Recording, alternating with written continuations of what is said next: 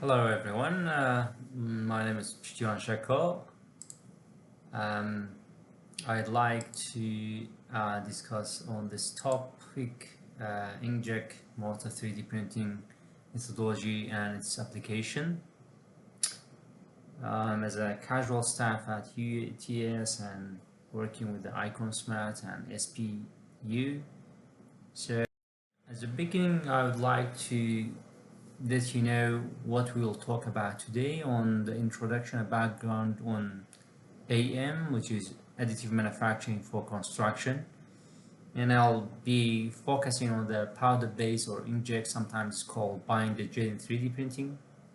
And some differences with the extrusion 3D printing will be discussed. So later on, we'll be going to talk on the mechanical properties such as compressed strength and flexural, and at the end we'll have a general summary. At the beginning, you can see there is many codes and standards for construction industry.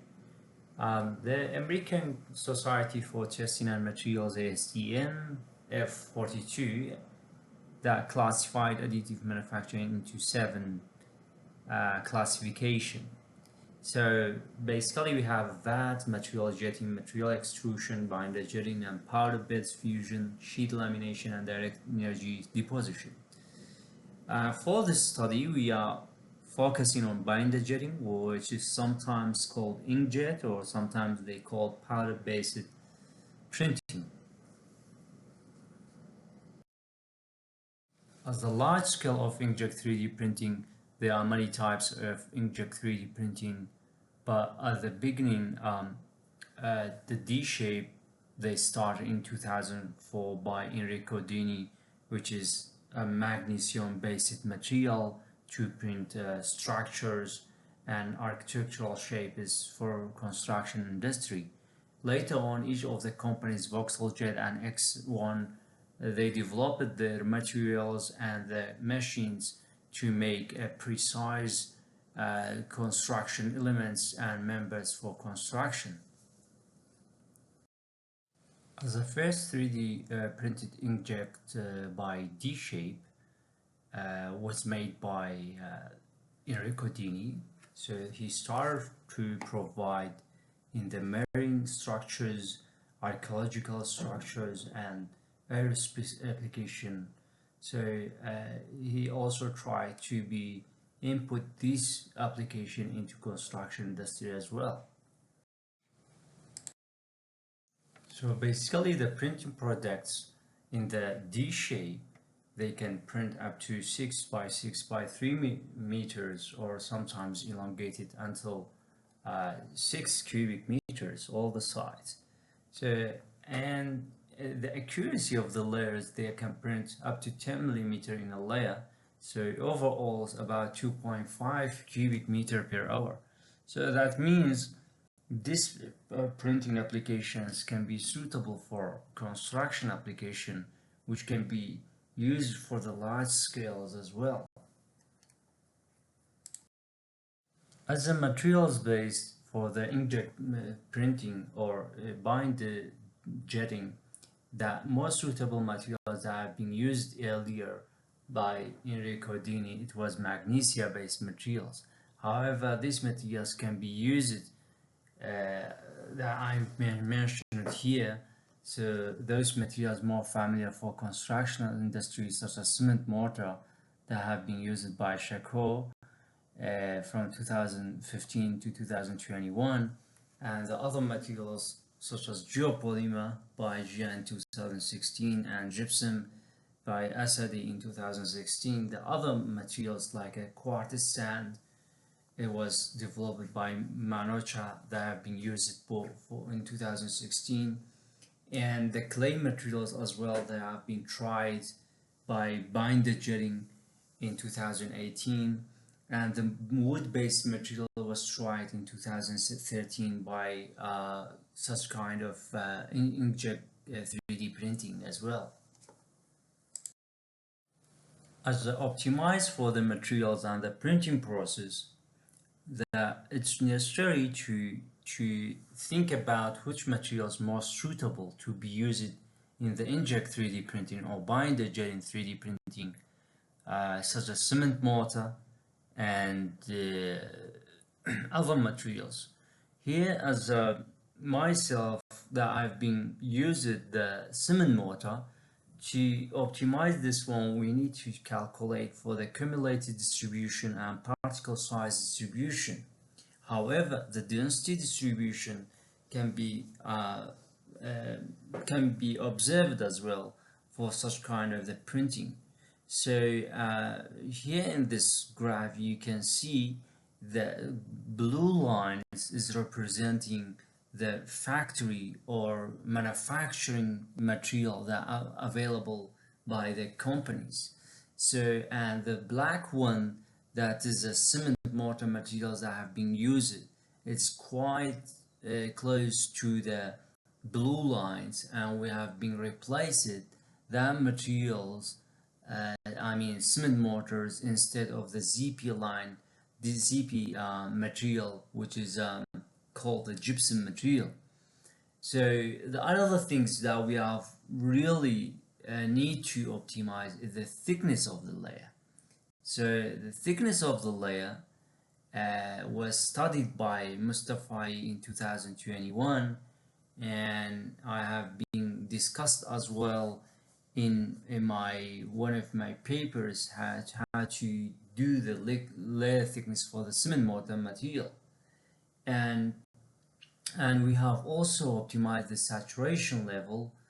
I've done this study from 2015 until 2020. So how to optimize this material and how to use a water cement ratio in a specific way that can be suitable for construction industry. Another thing is it should be necessary to check it on, especially for the materials and printing optimization. It's the flowability of the material. So we need specifically to optimize the flowability process, such as checking angle of repose. So we have been checked both of them, the angle of repose for the cement materials, the cement mortar materials, and the gypsum. They are pretty quite close to each other. So another thing is necessary to know as well, it's optimizing the speed of the process. So that each layer, when they print, they have a speeding process, or we can say delay in a printing process. So we check it for different time of printing process, and we get quite different results. As you see in the second photo on the left, so at the 100 millisecond, and from 200 to 300, we have quite different results, and we get actually different kind of compressive strengths when the speed is changes. However, it's necessary to know as well that post-processing is a major necessary process to be done for each printed material, especially for the cement mortar or any kind of material that need a higher strength. It need to be heating up, so or the temperatures should be elevated in an oven to make the specimens more stronger and more stiff. Also, it's necessary to optimize this material in a curing liquid. So maybe we need a different type of liquid, but for cement mortar we have been using only water, and we are cured quite in a good shape, and get a very good results when we have cured in water. But some other materials such as geopolymer, we may need a different kind of liquid to get the better results in compressive strength after curing. We know the printing process, basically it consists of the following procedures to get the samples to be printed in a good shape.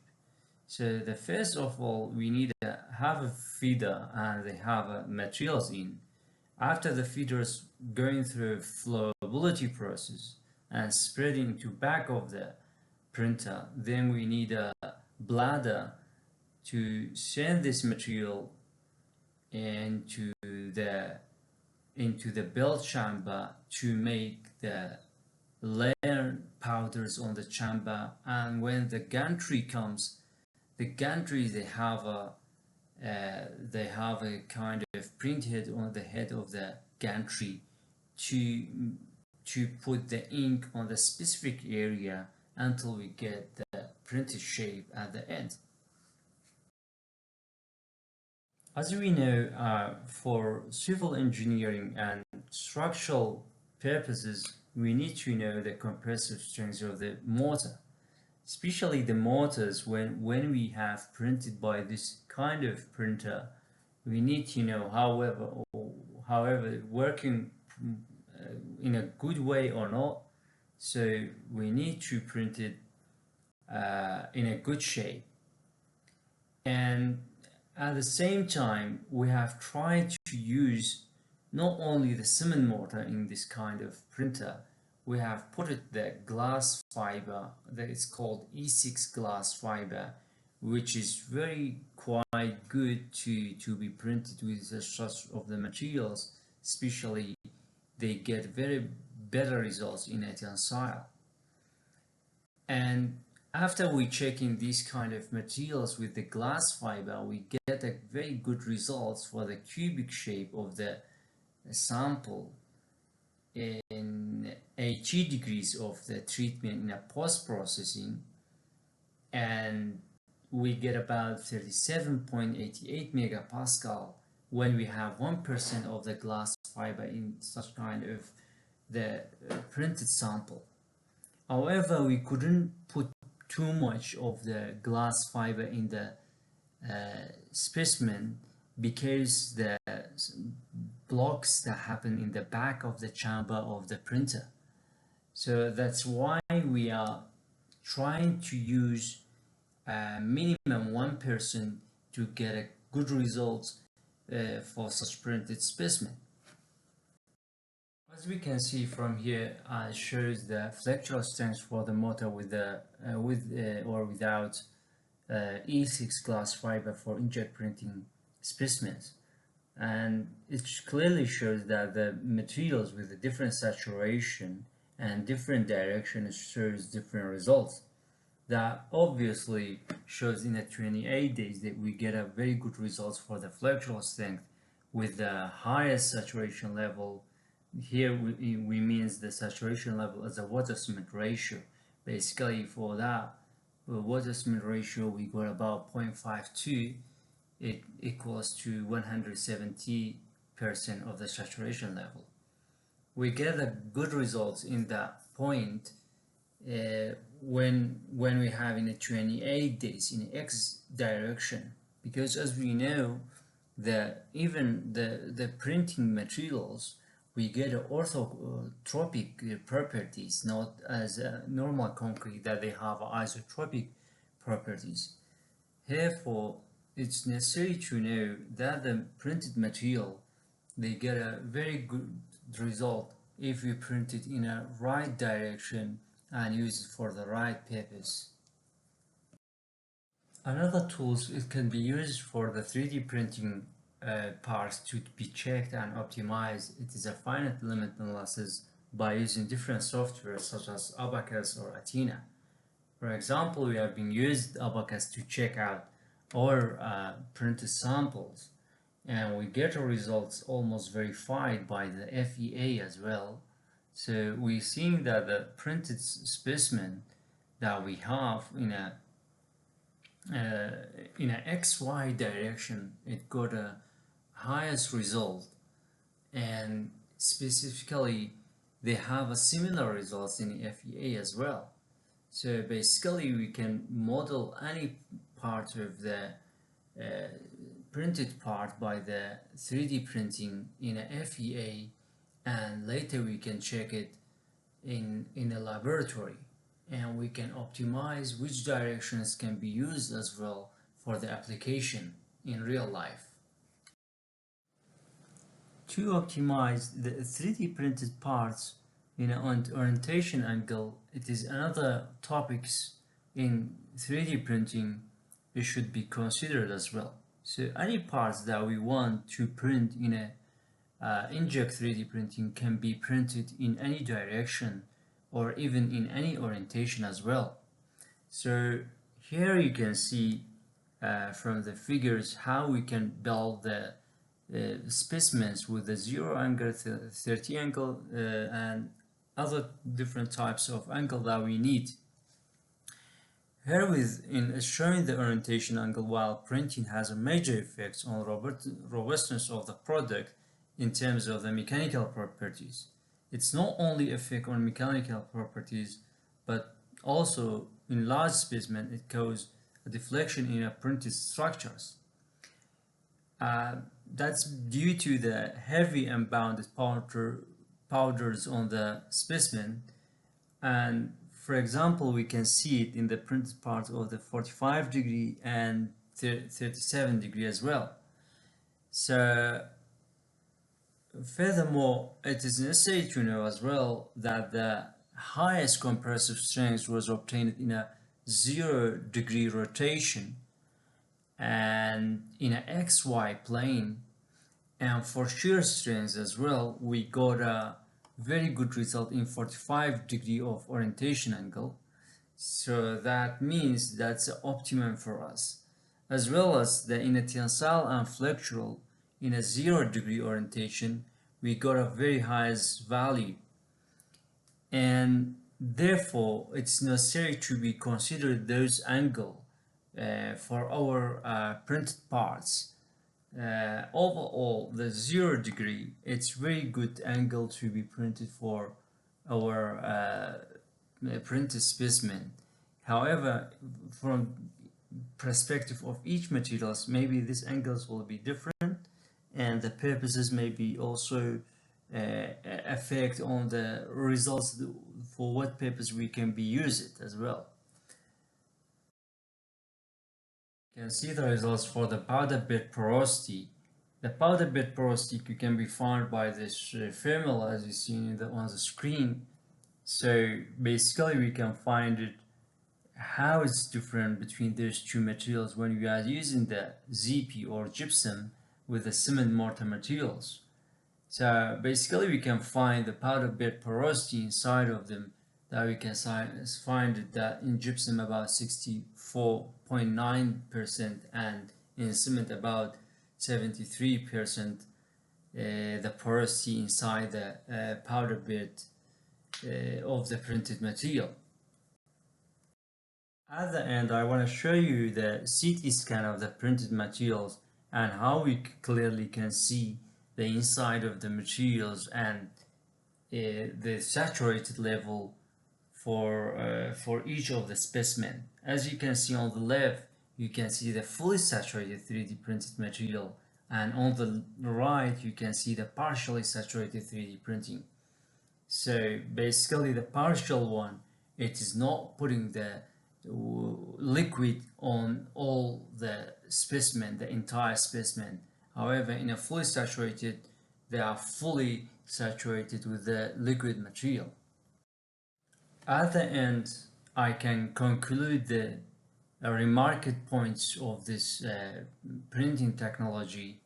I can say the Inkjet 3D printing is counted as the second most popular technique for construction industry in terms of this technology is called AM, or additive manufacturing, and it can be seen that XY plane could be the strongest plane in orthographic properties for the inkjet printing, and 1% of the glass fiber could be useful and could be used with getting a good result about 37 megapascal.